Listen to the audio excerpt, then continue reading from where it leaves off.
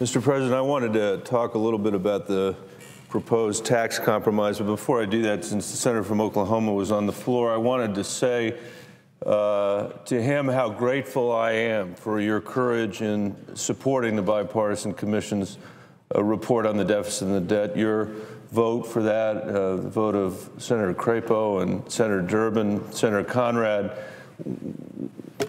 in 22 months in this place is the first time I've felt any confidence that we may actually be moving in the right direction. So I want to say thank you to you for casting that vote. No one that voted for that, Democratic senator, Republican senator, agrees with everything that's in the package. But what you do agree with is that we need a plan to get this righted. That's what we need to do. You know, there's a lot of talk in this town about whose side are you on. I hear that all the time. Are you on our side? Are you on their side? Whose side are you on? I'll tell you one quick story from the campaign trail. I've been on that trail for the last 22 months. Every single town hall meeting I had, the issue of the deficit and the debt came up.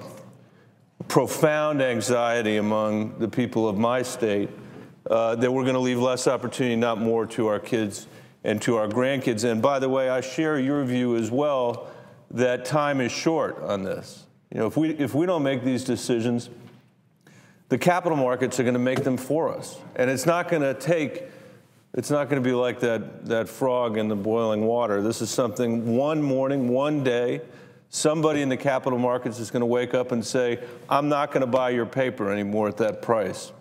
And we're going to see our interest rates go through the roof, and we're going to see economic turmoil far worse than we've been going through now, the worst recession since the Great Depression.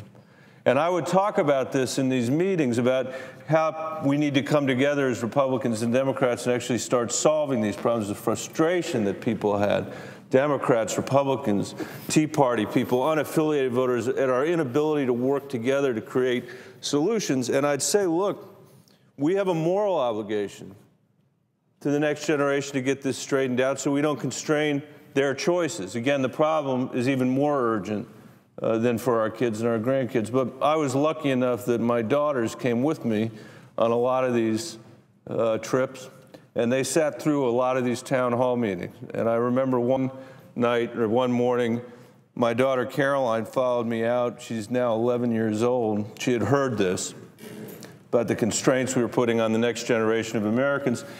And she tugged at my sleeve on the sidewalk and she said, Daddy, and I said, what? She said, just to be clear. She was making fun of me because I used that expression. I overused that expression. She said, just to be clear, I'm not paying that back. And so when people ask me the question, whose side am I on? I'm on Caroline's side.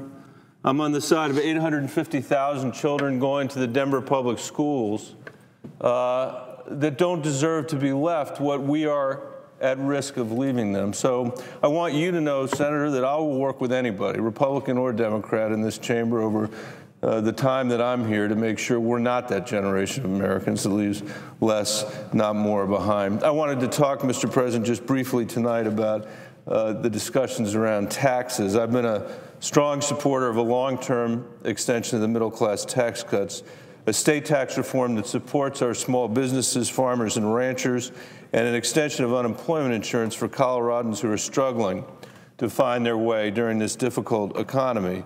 Over the last year, in the very town hall meetings I was just talking about, Coloradans over and over again have shared their frustration with me about Washington's complete failure to come to an agreement, and by both parties' lack of willingness to even discuss a compromise, and I couldn't agree with them more. The bottom line is simple and straightforward.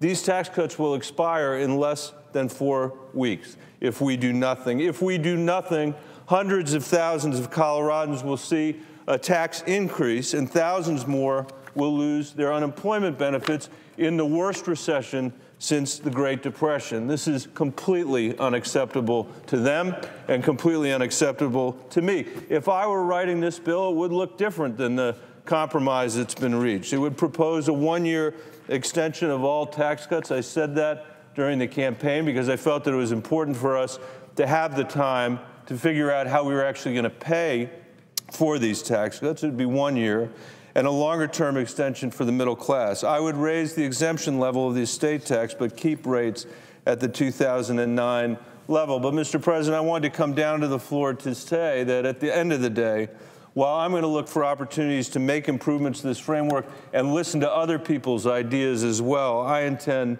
to support the compromise. I'm not convinced that delaying this legislation to next year will produce a better bill. I am convinced it will create huge uncertainty for people all over my state and all over the country at a time when the last thing we can afford is uncertainty.